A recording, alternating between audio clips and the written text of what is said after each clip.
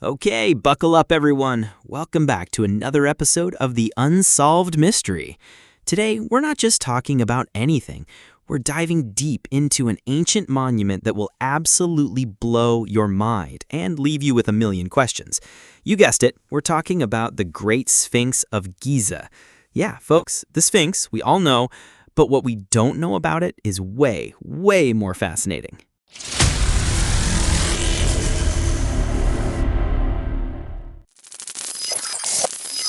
The Sphinx, standing majestically in Giza with its lion's body and human head, feels like a guardian of time, or perhaps a keeper of secrets yet to be discovered.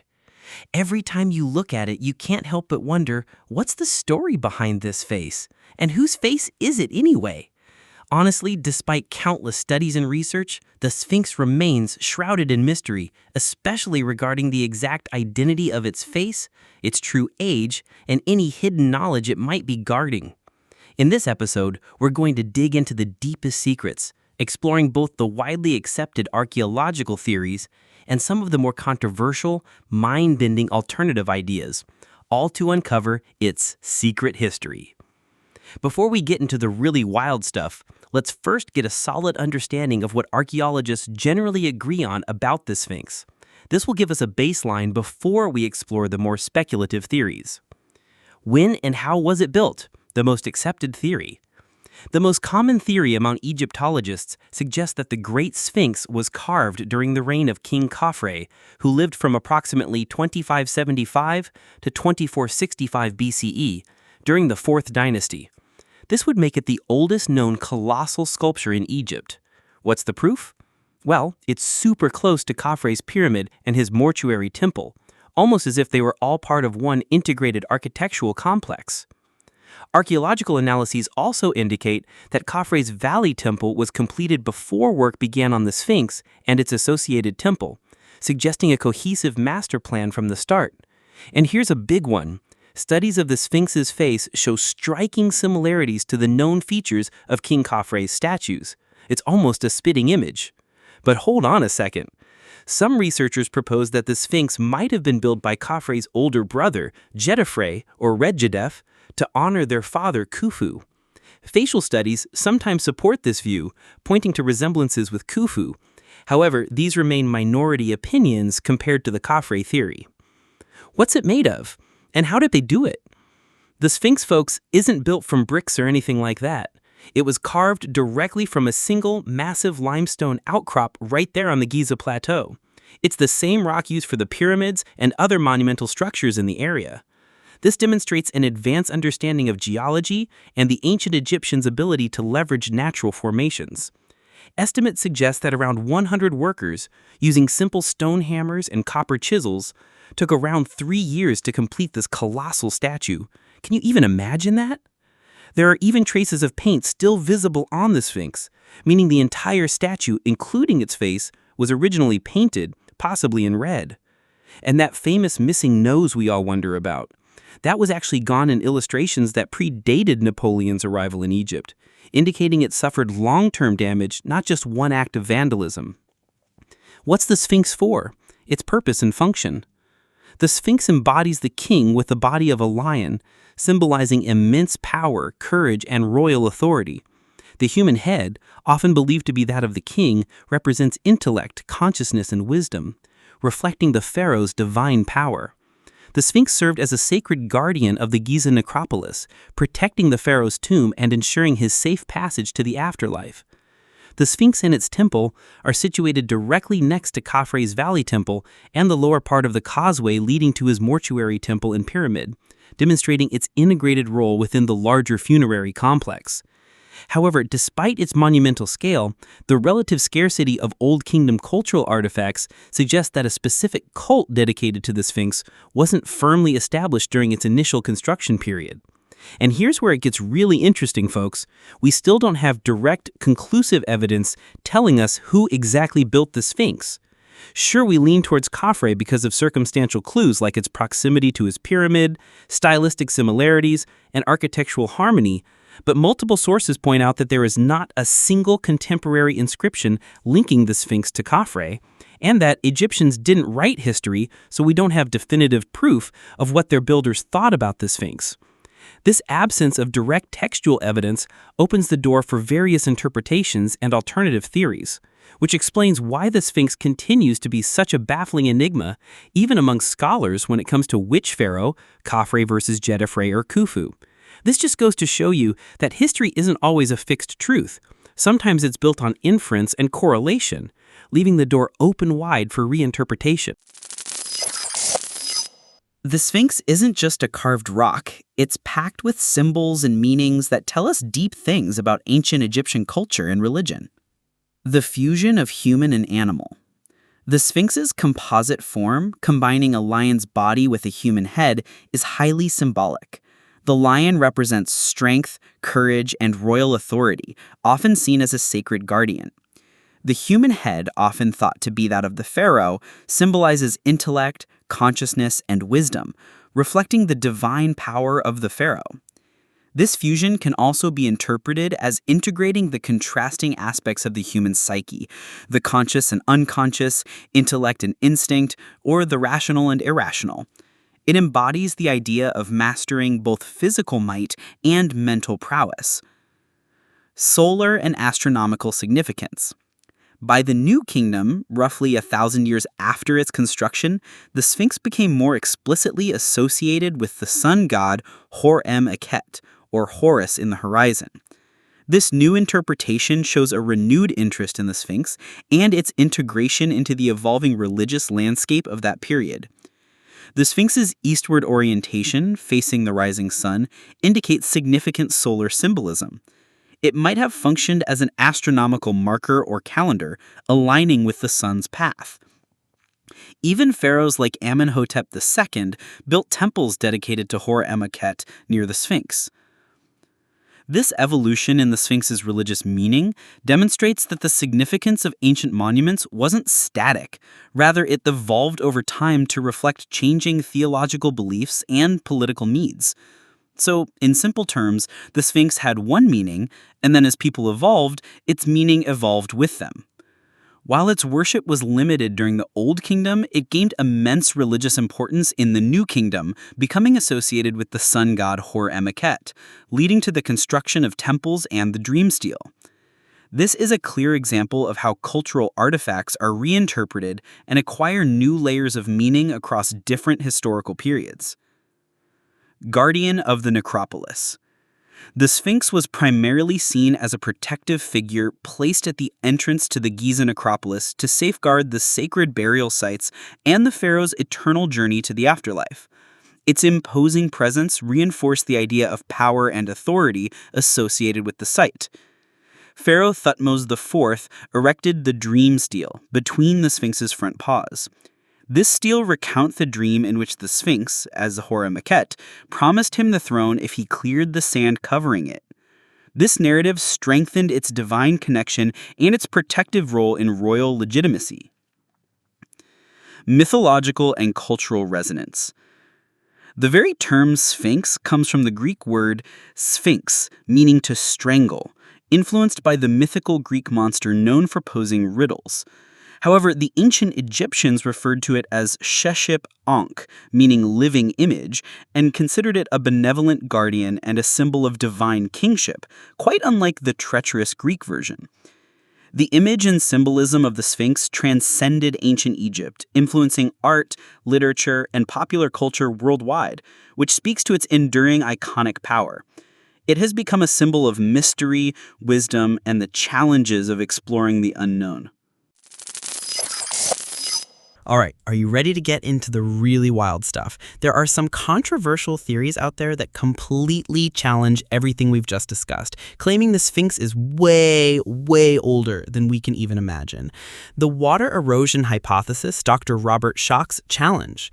Geologist Dr. Robert Schoch, supported by alternative Egyptologist John Anthony West, argues that the erosion patterns on the Sphinx and the walls of its enclosure, especially the deep vertical grooves and fissures, are consistent with long-term exposure to heavy rainfall and water runoff, not the typical wind and sand erosion seen elsewhere in Egypt.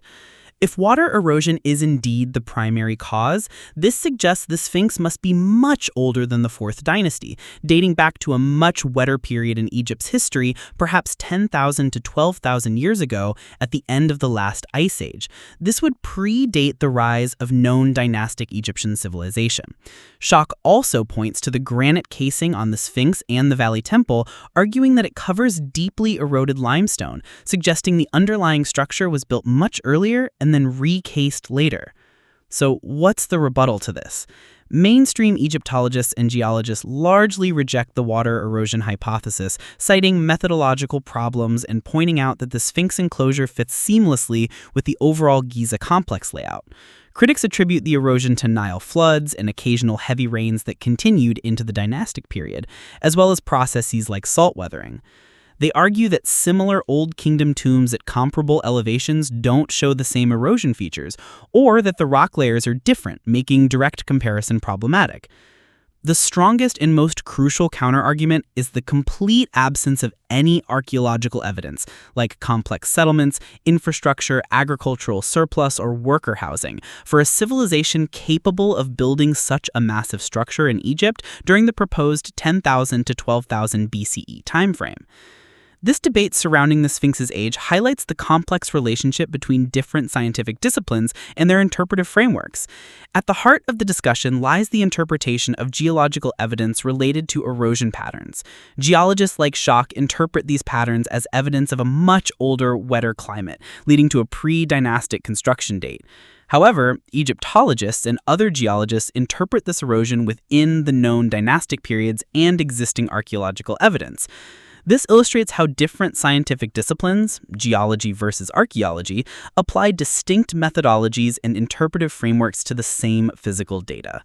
The lack of supporting archaeological evidence for a pre-dynastic civilization is a crucial point that prevents the water erosion hypothesis from gaining widespread acceptance, demonstrating the necessity of multidisciplinary coherence in historical reconstruction. The debate isn't just about what happened, but about how we know what happened and which evidence takes precedence. Lost civilizations in pre-pharaonic builders. The water erosion hypothesis often aligns with theories of a lost advanced civilization like Atlantis that predated the pharaohs. Proponents suggest the Sphinx might be a remnant of such a forgotten culture, perhaps even part of a broader global network of ancient structures. Authors like Graham Hancock promote the idea of a sophisticated civilization destroyed by a global cataclysm around 12,000 years ago, with the Sphinx being a key piece of evidence.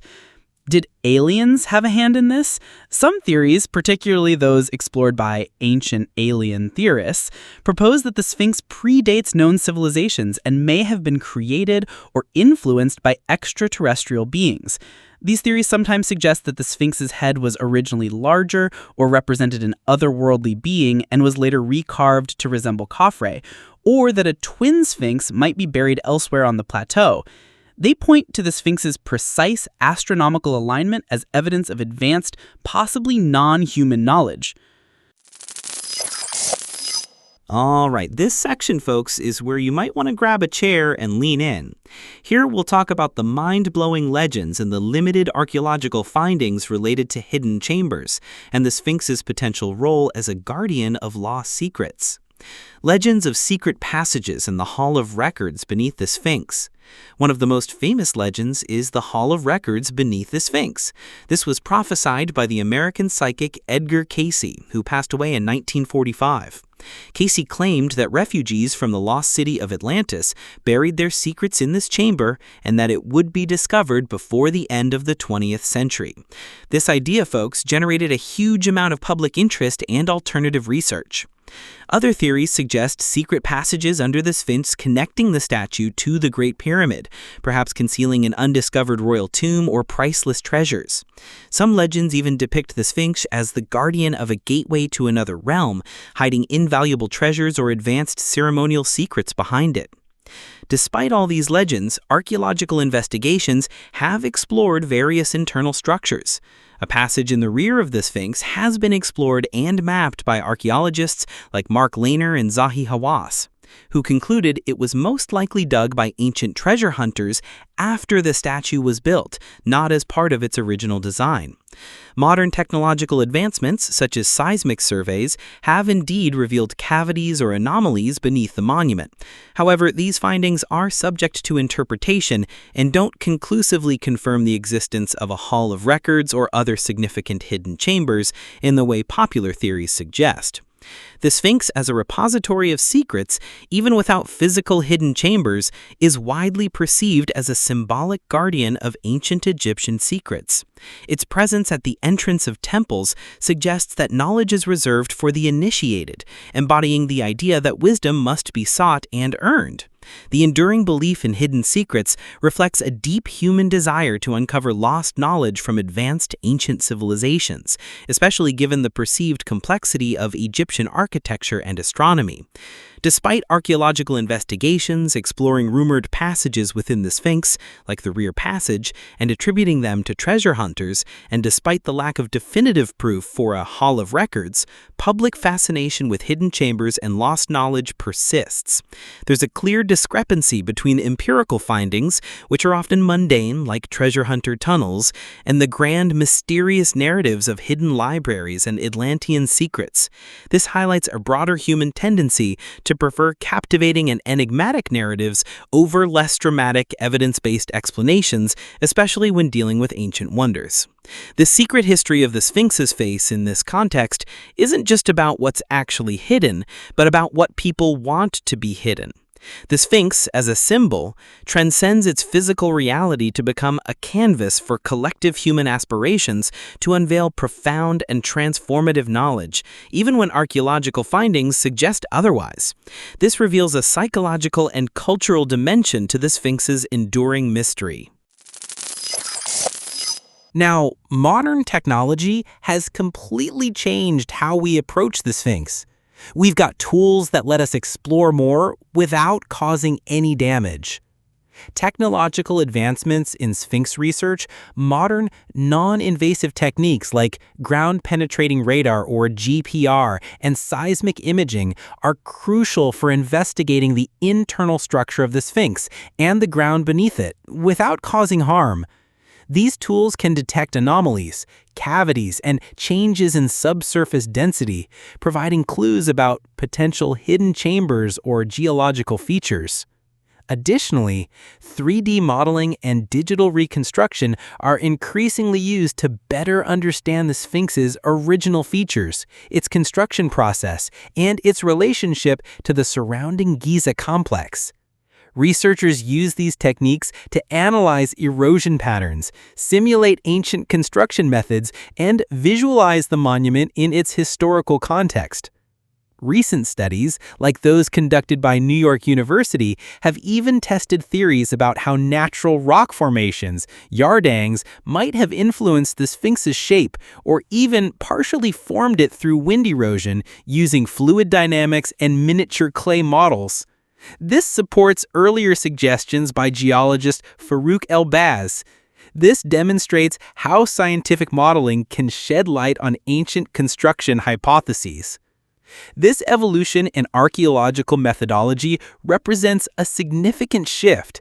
Instead of solely relying on physical excavations that can be invasive and destructive, researchers now can see beneath the surface and digitally reconstruct ancient structures, allowing for more comprehensive, less destructive, and often more accurate investigations. This shift not only aids in discovery, but also in the preservation of sites and the reevaluation of existing theories, fundamentally changing how ancient mysteries like the Sphinx are approached and potentially solved. It signifies a move towards a more scientific and less purely exploratory form of archaeology. Ultimately, folks, the Great Sphinx stands as a testament to the ingenuity of ancient Egyptian civilization. Its face embodies the power of the pharaoh, Khafre is the most accepted builder, and the deep symbolic meanings of strength, wisdom, and divine protection. Its evolution from a royal statue to a revered sun god, Hor-em-Akhet, highlights the dynamic nature of ancient beliefs. While mainstream archaeology provides a robust framework for understanding the Sphinx's origins, the lack of conclusive contemporary records and the inherent mystery of ancient artifacts continue to fuel compelling, albeit controversial, alternative theories. The water erosion hypothesis, lost civilization theories, and ancient alien connections, though largely outside mainstream acceptance, point to an enduring human desire to uncover deeper, more extraordinary truths. Thus, the secret history of the Sphinx is a complex tapestry of archaeological evidence, geological interpretations, ancient legends, and modern speculation. The Sphinx's enduring enigma guarantees its continued presence in art, literature, and popular culture, captivating people worldwide. It transcends its original purpose to become a universal symbol of mystery, wisdom, protection, and the unknown. This phenomenon suggests that the Sphinx taps into fundamental human archetypes and a deep curiosity about origins, lost knowledge, and the limits of human understanding. Its lasting appeal lies not just in its physical grandeur or historical significance, but in its ability to serve as a screen onto which humanity projects its questions about its past and its potential. Thus, the secret history of its face is constantly being rewritten and reinterpreted by each generation, reflecting their own intellectual and spiritual quest.